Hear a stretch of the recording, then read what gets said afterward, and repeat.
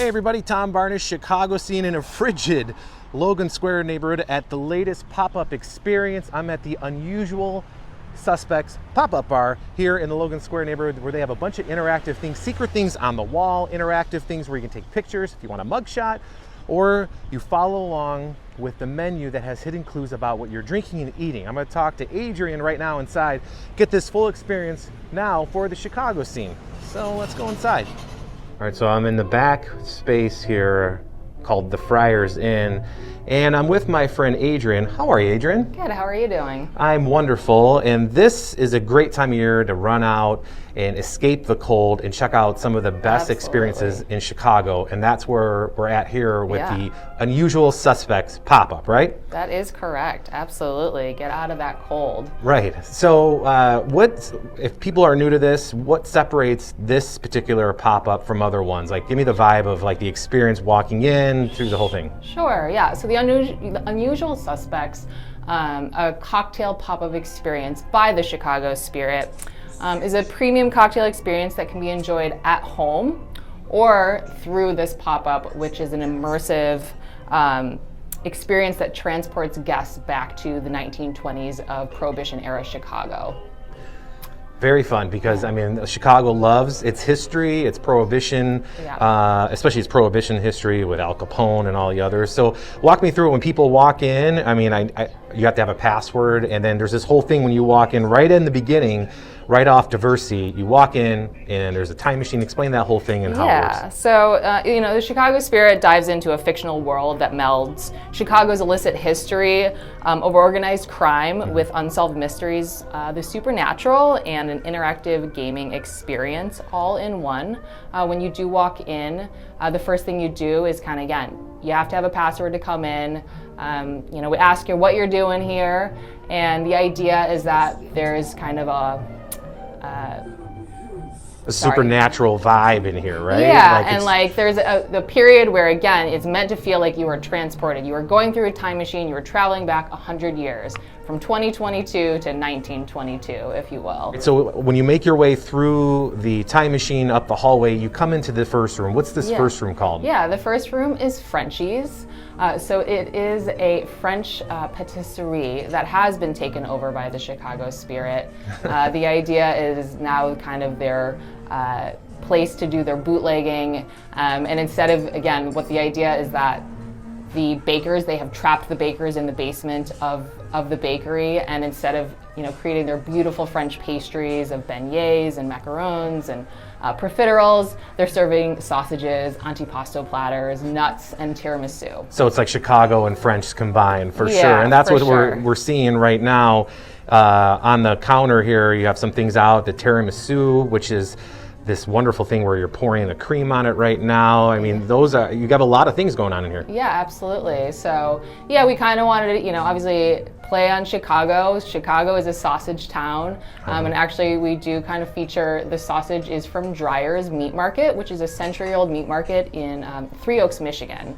It's a place that we love, we're super fan of, and love to show that and share it with Chicago. So while people are hanging out in here and doing their thing, there's also this back room which has some lore to it with Capone and a speakeasy, and that room is called? And that room is called the Friar's Inn. Okay. So it was an actual historic place in Chicago that Al Capone used to hang out at. Really? Yeah. So, and is the room that we're in now, is it decorated to look like that room? Give me the backstory on that. Yeah, I mean, it's decorated to look like, a speakeasy, a back kind of jazz den, that is meant to feel real secluded. And again, it's really a great place to escape from the cold. You don't even know what's going on the outside. Again, it's kind of got this star-studded walls with photos of the famous from back then. Yeah, I was going to ask. So these are real people that are on the walls? These aren't like fake people? These are real photos from back in the day? Yeah, real people, musicians, actors, actresses. It was just kind of a fun way to decorate the room and, again, transport people to another era. So going along with this story of this entire experience is the food, and we saw some of the food outside, in the first room, I should say, where you had them all laid out on the counter. What do we have going on here? What do you want to start with? So in the Friar's Inn, it's a tasting menu experience. So it's really like a 5-course cocktail tasting paired along with bites. Okay. And again, I explained before that that French bakery the Patisserie à Paris had been taken over, and if you didn't see on the sign, it said that it served beignets and profiteroles and petit fours, but again, they're serving sausages out there. But the idea was to kind of play on that, take those pastries and then serve them along with the cocktails. Right. What we did was we kind of played with that and had fun, where the seemingly sweet pastries are actually all savory. Right, and that's the beignets right here, right? Correct, yeah, so that is our Paired with? beignet. Yeah, paired with the Crescent City Kingpin, which is a Sazerac. Oh, fantastic. Our take on a Sazerac. And yeah. what's happening right here in front of me? Yeah, so this one is our Bloody Maxwell, which is a dry citrus martini. And that is paired with a savory profiterole that is stuffed with a little Parmesan cream and tomato and basil, and then topped with a little bit of a black olive puree. And next to it, you do have an olive that's stuffed with a eggplant anchovy, a little preserved lemon, and a sport pepper. So that's really kind of nice. Some people like to stir that into their martini. For sure. Yeah. What do we got going on here? So this one is actually the only one that is an actual kind of sweet pastry. Okay. This is our macaroon. It is a beet macaroon with chocolate and cherry, and it's paired with our Jeweler's Row Heist, which is our take on a bijou cocktail. Oh, fun. Yes. And you got the little lock there that I Yeah, remember. the little lock, so that is kind of part of the game. And this is the game you're talking about right here. Yeah, exactly. You want to open that up, just show Yeah. people what that might look like? For sure. Within We'll the get to experience, there's the menu, which kind of has some riddles in it, which is fun. People play along. They kind of, read them things, find out some clues, and eventually you'll kind of figure out what the code is to that lock, which then unlocks something else to unsolve a little bit of the mystery of the Chicago spirit. Fantastic. So that you kind of play along with the whole time you're here, really. Yeah. And then we can't forget about this last drink that's like glowing. Yeah. So this one here is a savory petit four. So again, it looks like it's like a strawberry cream cheese kind of cake, but in reality, it tastes like an everything bagel with smoked salmon. Oh, wow. And a little everything spice. So sure. again, it's meant to trick you. It's meant to look like something else and kind of It totally did. totally look and taste like something else. It's paired with our 10E Electra. So this is a take on a aviation cocktail. Oh, I see. Yeah.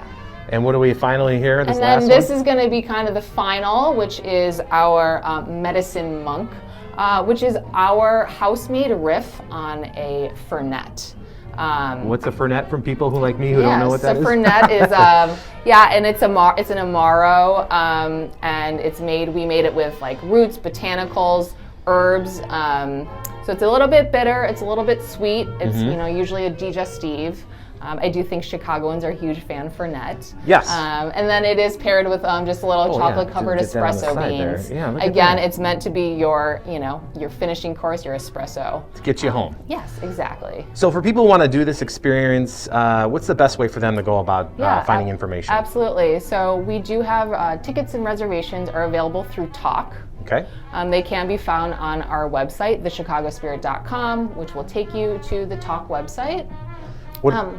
Sorry. That's okay. No, what about social medias? Yeah, so we do have social media. We do have at the Chicago Spirit. And we also have our umbrella company, which is called Fat Food Productions, which this is a fat food production. We put on kind of different fun food and beverage experiences within Chicago. Well, Adrienne, thank you very much. I appreciate it. This is like the perfect thing to do when it's freezing cold outside and you want to get out and experience some fun. Yeah. So thank you very much, and cheers to you. I'm going to let you day drink by yourself there. Yeah, for sure. Cheers. That is the Chicago scene for today, TBARNAS at WGNTV.com. If you have a suggestion for the Chicago scene, that's tbarnes at WGNTV.com. We'll see you guys later.